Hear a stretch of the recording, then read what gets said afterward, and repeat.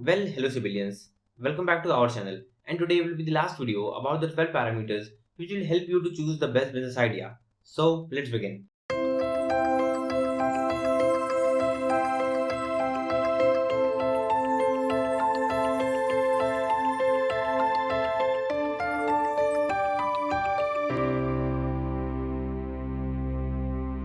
And today we will be continuing with our 10th point. And the 10th point is target audience.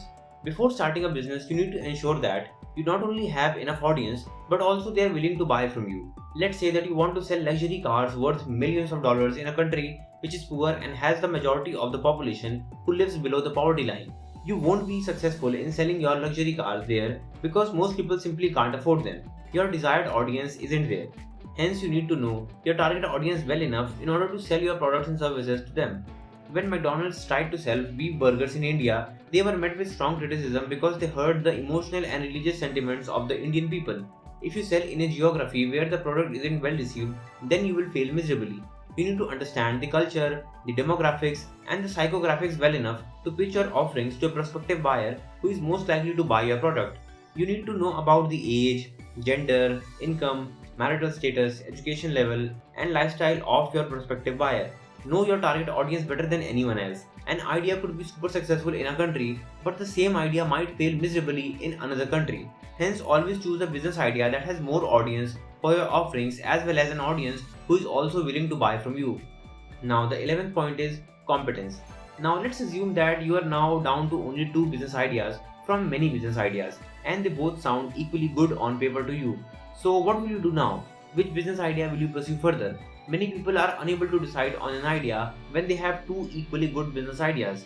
Now, I have a solution for you if you are stuck in this situation. Simply go for the business idea which is more aligned with your talents, skills, personality, knowledge, and passion. Let's say that you are confused between opening a restaurant and an IT firm.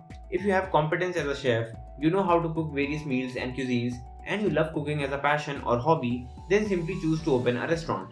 On the other hand, if you have competence in IT sector, you're more inclined towards technology, you know how to code, and you love coding as a passion or hobby, then you should choose to open an IT firm.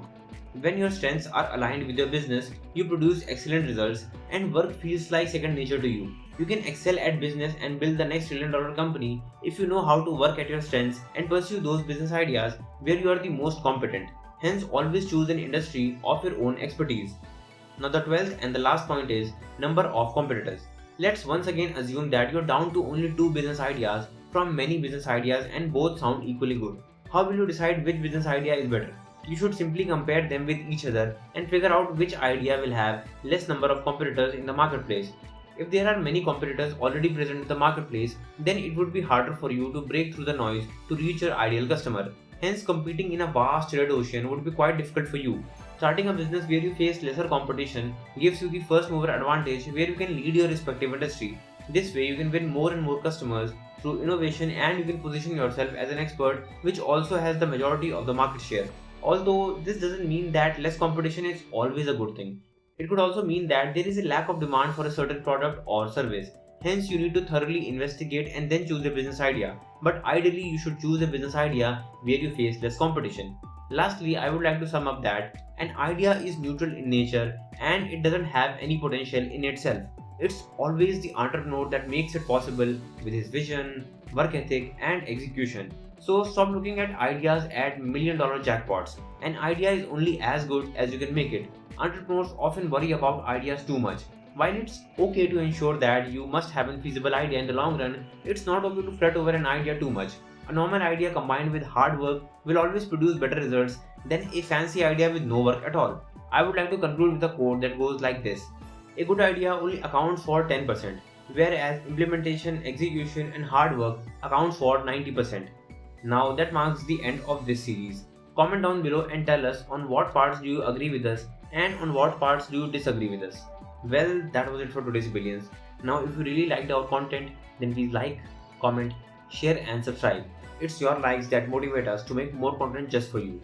And do follow us on Instagram because our community of like minded people is growing bigger day by day. So, thanks for being with us until the end. We'll see you in the next one, and thank you.